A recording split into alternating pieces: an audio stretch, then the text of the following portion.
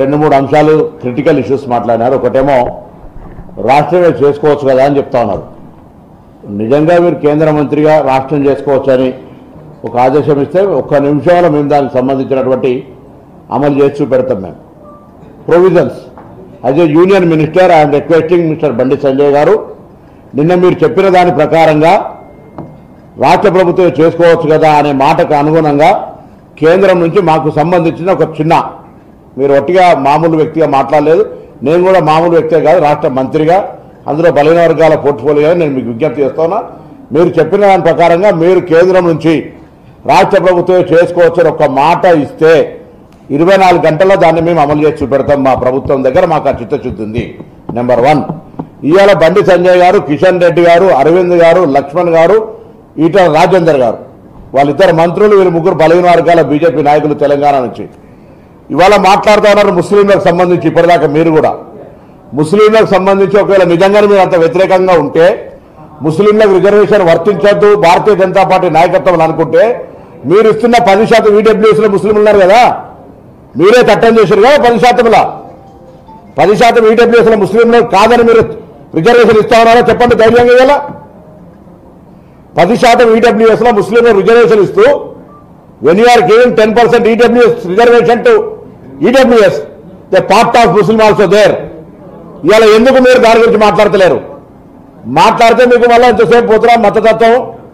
అరే మీరు ఆంధ్రప్రదేశ్లో పొత్తుండి మీ రాజకీయంగా భారతీయ జనతా పార్టీ తెలుగుదేశం పొత్తున్న రాష్ట్రంలో కూడా ఇలా 4% రిజర్వేషన్ అమలు అవుతోంది. మీరు దాన్ని తీసేయగలిగే దమ్ముందా?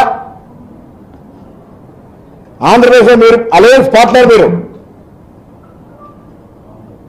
అరే రంజాన్కు సెలవులు ఇచ్చి ఆంధ్రప్రదేశ్లో జీవిస్తే తెలంగాణలో జీవిస్తే బండి సంజయ్ రాజకీయం మాట్లాడతాడు. చెల్లని ఓట్లంతా మెజార్టీ రాని ఎమ్మెల్సీ ఓడిపోతే రంజాన్ గిఫ్ట్ అంటాడు. ఏం మాట్లాడతాడు? ఇవాళ ఒకటే మాట అడుగుతున్నాం. నరేంద్ర మోడీ గారి స్పీచ్ ఉంది. ఆయనే ముఖ్యమంత్రిగా ఉన్ననాడు 70 ముస్లిం మైనార్టీలకు ఈబీసీ రిజర్వేషన్ ఇచ్చినా నేను బయట చెప్పుకోలేదు, ప్రెస్ కాన్ఫరెన్స్ మా మార్పింగ్ కాదు, వీడియో ఏది వాడలేదు. ఇది నరేంద్ర మోడీ ఇచ్చినటువంటి వీడియో. ఇది మీకు ప్రెస్ అందరి వాట్సాప్ గ్రూప్ లో పెడితే చూడండి ఒక్కసారి. అరే ప్రైమ్ మినిస్టర్ మాట్లాడిండు. నేను గుజరాత్ ముఖ్యమంత్రి ఉన్నారు, నేను 70 ముస్లిం అల్పదాయక వర్గాలకు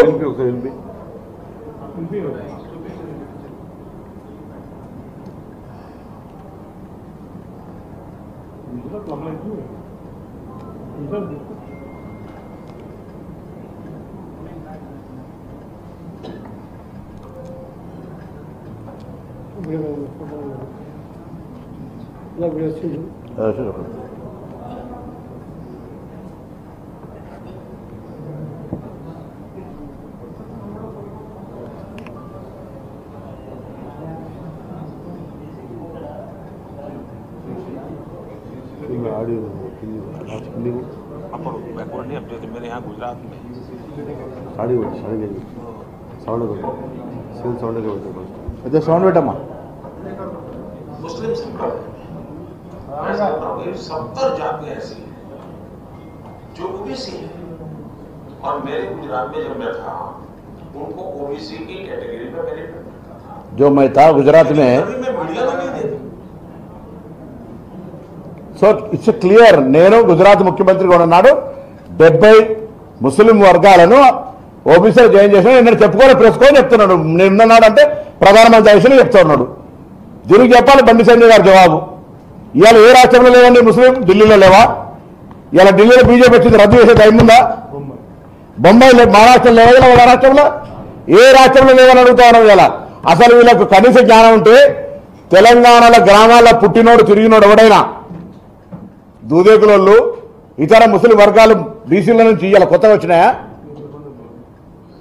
మీరు అడుగుతాను ఒక చిన్న విచిత్రమైన ప్రశ్న. బండి సంజయ్ గారు అడిగితే 10% వాళ్ళకి పోతాయని మా గౌరవ శిరీష్ గారు అడుగుతారు. 42% రిజర్వేషన్ వస్తే ఏబిసిడిజి కేటగిరీ ఉంది, ఎవరి పాపులేషన్ ప్రకారంగా క్యాస్ట్ వైజ్ డివైడ్ అవుతాయి. ముందు 42% వచ్చింది తర్వాత కదా మాట్లాడాల్సింది. మేము ఇలా ఒకటే కోరుతాను, తెలంగాణ బలహీన వర్గాలకు సంబంధించి కాంగ్రెస్ పార్టీ ప్రభుత్వానికి చిత్తశుద్ధి ఉండి మేము బిల్లు పెట్టినాడు. ఇలా మిమ్మల్ని అడుగుతాను, భారతీయ జనతా పార్టీ ఈ ప్రశ్నలన్నీ శాసనసభలో శాసన మండలిలో చర్చ జరిగినాయి.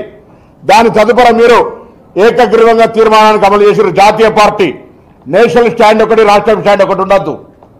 మీ ఎమ్మెల్యేలు శాసన మండలిలో శాసన సభ లోపల ఈ బిల్లును మేము ఏకగ్రీవంగా ఆమోదం చేస్తున్నామని మద్దతు ఇచ్చినారు, మద్దతు చేసినారు. అసెంబ్లీ ప్రొసీడింగ్స్ ఇస్తాం. కేంద్ర పార్టీగా వాళ్ళ అనుమతి లేకుండా జరగలే.